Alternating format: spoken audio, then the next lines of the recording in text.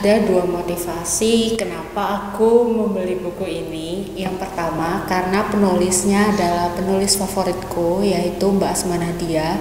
Dan yang kedua, karena tokoh yang diceritakan adalah tokoh yang inspiratif, yaitu Bunda Erliani, pemilik BL Cosmetic.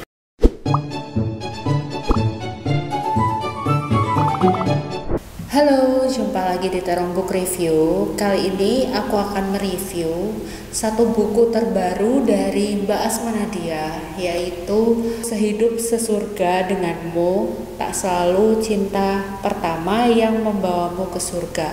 Jadi buku ini adalah buku yang menceritakan tentang perjalanan dari Bunda Erliani, pemilik BL Cosmetic. Jadi buku yang aku review ini adalah terbitan dari KMO Indonesia, dan yang aku review ini adalah cetakan pertama Maret 2020. Jadi buku ini berisi 29 bab. Kalau kamu membaca beberapa bab awal mungkin akan bingung dengan alur cerita, karena alur ceritanya ini campuran, di mana bab awal itu menceritakan tentang seorang wanita yang diajak menikah oleh lelaki yang sudah beristri, dijadikan istri kedua. Lalu bab selanjutnya tentang perjalanan seorang anak bernama Diah Ayu Rembulanti menghabiskan masa kecilnya di Boyolali dan akhirnya merantau ke Jakarta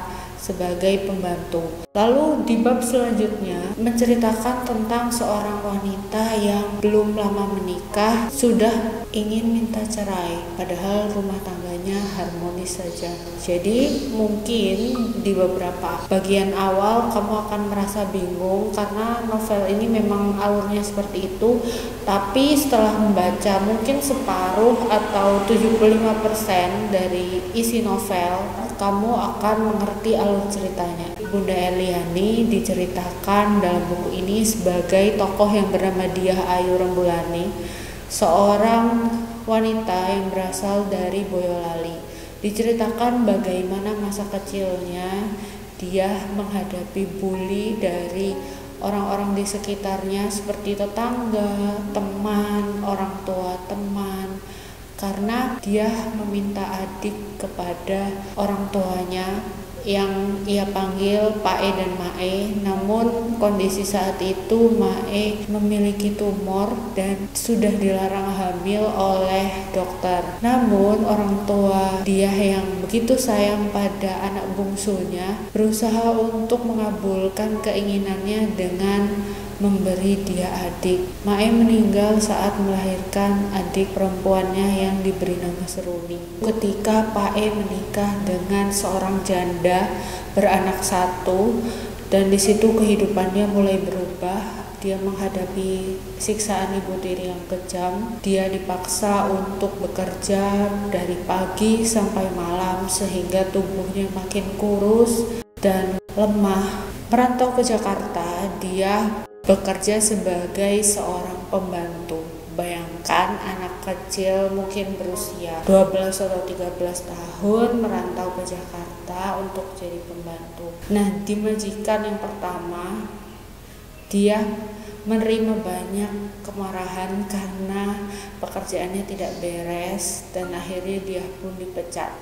Dan sewaktu di majikan yang kedua, dia menghadapi perlakuan yang kurang lebih sama. Memang orangnya baik dan berkata menganggap dia seperti anak sendiri, namun pekerjaannya juga sama beratnya karena majikan yang kedua cenderung perfeksionis. Ketika pekerjaan yang diselesaikan dia kurang, artinya kurang bersih atau kurang kinclong, dia diminta untuk mengulangi pekerjaan itu dari awal. Akhirnya dia mendapat kesempatan bersekolah setelah berkenalan dengan seorang kepala sekolah yang lokasinya ada di dekat rumah majikan yang kedua.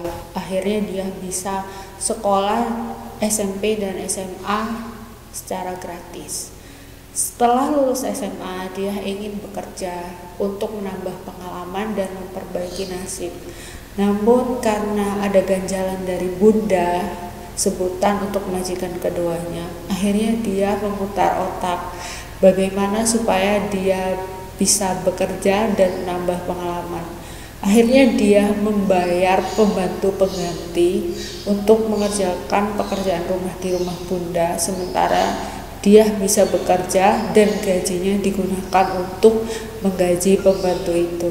Kehidupan dia perlahan mulai membaik setelah dia berusaha bekerja. Dia pernah bekerja di perusahaan supplier komputer, lalu pindah ke perusahaan kontraktor, dan di perusahaan kontraktor gajinya naik berkali-kali lipat, dan akhirnya dia bisa menabung untuk melanjutkan kuliah dan membangun usaha. Jadi dia mengambil kuliah malam, sementara dia pagi tetap bekerja. Selain itu, uang tabungannya juga ia gunakan untuk membangun bisnis laundry.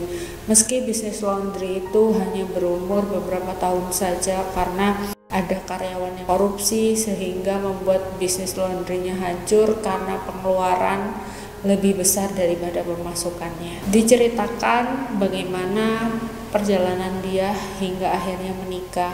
Di sini dia berkenalan dengan seorang pemuda bernama Wildan di sebuah tempat dugem. Oh, no. Dan akhirnya Wildan mengenalkan dia kepada orang tuanya. Dia akhirnya menerima pinangan Wildan, tapi rumah tangga mereka tidak berjalan lama. Lalu di sini diceritakan bagaimana dia mendapatkan jodoh kembali.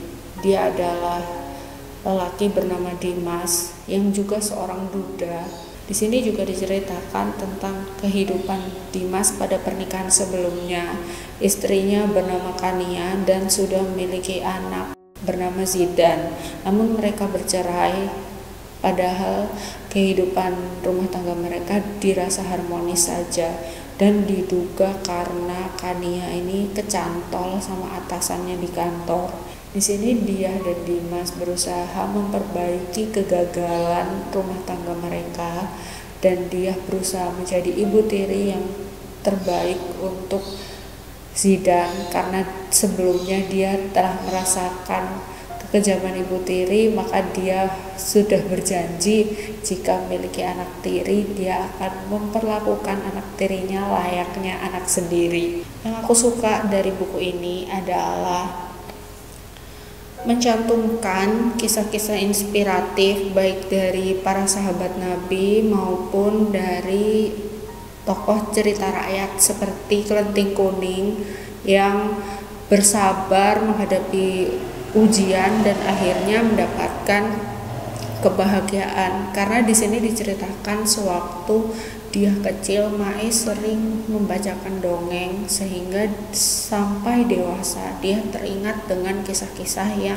diceritakan oleh Mae. Untuk kekurangannya menurut aku alurnya lompat-lompat, jadi pembaca harus membaca lebih banyak, membaca lebih dalam untuk memahami siapa tokoh yang dimaksud. Karena ketika membaca beberapa bab awal, mungkin pembaca akan menduga bahwa tokoh yang diceritakan adalah beberapa tokoh. Sementara ketika sudah membaca separuh atau 3/4 isi buku, barulah bisa mengikuti jalan cerita. Sebetulnya yang aku sayangkan adalah kenapa buku ini tidak menceritakan lebih dalam mengenai bisnis kosmetik Bunda Eliani, yaitu BL Kosmetik, karena di sini hanya diceritakan bahwa bisnisnya Bunda Eliani semakin berkembang dan akhirnya beliau akan merilis BL Kosmetik. Lalu aku juga menunggu cerita perjuangan Bunda Eliani memperoleh keturunan, karena yang aku tahu kisahnya juga inspiratif untuk disimak. Ya mungkin ada di buku selanjutnya, aku harap, karena Bunda Eliani ini adalah tokoh yang sangat menginspirasi baik dari perjalanan hidupnya, terus dari bagaimana dia berhubungan dengan orang-orang di sekitarnya, dan bagaimana dia hijrah dan akhirnya berusaha untuk menjadi orang yang lebih baik. Oke, sekian Terong Book Review kali ini. Jadi selama bulan Ramadan ini aku akan lebih banyak mereview buku-buku dengan genre agama Islam. Ada cerita-cerita tentang wanita di zaman Nabi, terus juga ada cerita wanita yang inspiratif, terus juga ada cerita-cerita penuh hikmah yang akan aku review di video-video selanjutnya. Jangan lupa subscribe untuk mendukung channel ini untuk rajin upload review-review buku yang bermanfaat. Sampai jumpa di episode selanjutnya. Terima kasih sudah menonton. Dadah.